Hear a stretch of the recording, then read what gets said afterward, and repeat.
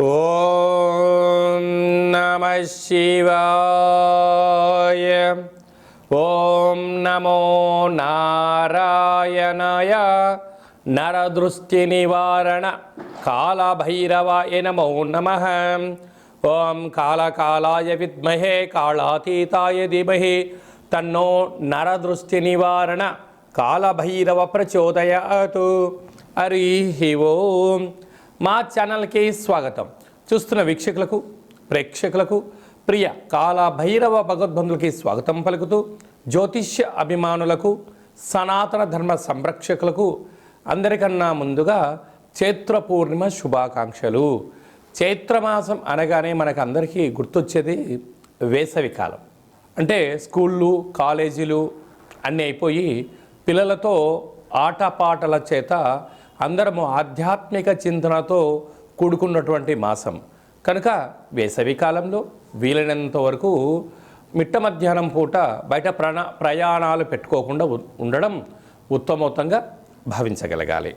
1 April నెల 2026 నుండి 15/4/2026 వరకు పుట్టినటువంటి వారందరికీ కూడా ముందస్తుగా జన్మదిన శుభాకాంక్షలు.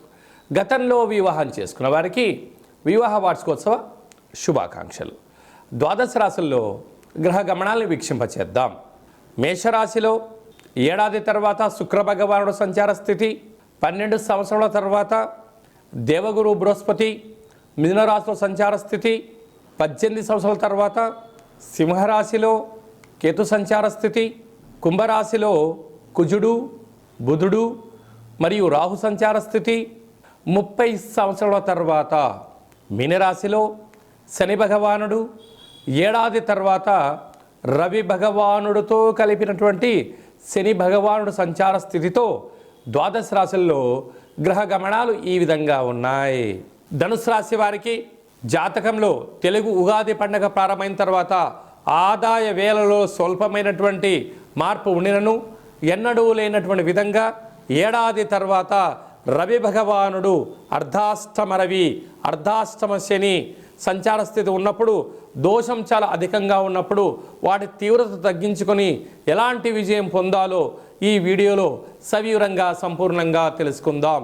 ధనుసు రాశిలో ఏ నక్షత్రాలు వస్తాయనగా మూలా నక్షత్రంలోని 4 పాదాలు, పూర్వాషాఢ నక్షత్రంలోని 4 పాదాలు, ఉత్తరాషాఢ నక్షత్రంలో 1 పాదం కలిపితే ధనుసు రాశి. రాశాధిపతి దేవగురు బృహస్పతి. వీరికి తృతీయంలో ఎన్నడూ లేని విధంగా రుణరోగ శత్రుకారకుడు కుజుడు, బుద్ధికారకుడు బుధుడు, వాస్తు నరదృష్టికారకుడు రాహు సంచారం చేసినప్పుడు బంధుమిత్రు స్నేహితులతో చాలా జాగ్రత్తగా ఉండాలని చెప్పి జ్యోతిర్విజ్ఞానం తెలియచేస్తుంది. ఏడాది తర్వాత ఆయుకారకుడు శని భగవానుడు, ఆరోగ్యకారకుడు పితృకారకుడు రవి భగవానుడు ఉండడం వలన నూతనంగా వివాహమైన వారు, ఆ తదనంతరము సంతానం కలిగిన వారు మీ యొక్క పిల్లలను క్రీడారంగ మైదానంలో కానీ జల క్రీడలకు పంపించేటప్పుడు తస్మాత్ జాగ్రత్త. మీ జన్మ నక్షత్రం రోజున పూర్ణిమ అష్టమి తిథి ఎందున కోపతాపాలకు దూరంగా ఉంటూ మౌనమే శరణ్యంగా భావిస్తూ దేవతారాధన శ్రీరామరక్షగా భావించగలగాలి.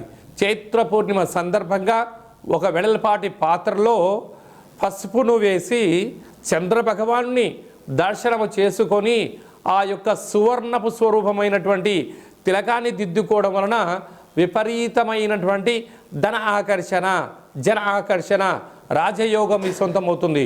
కాళాష్టమి సందర్భంగా మీరు ఎటువంటి పరిస్థితుల్లోనైనా కాళభైరవ స్వామికి స్మరణ, ధ్యానం అవసరం చెప్పి గుర్తుపెట్టుకోగలగాలి.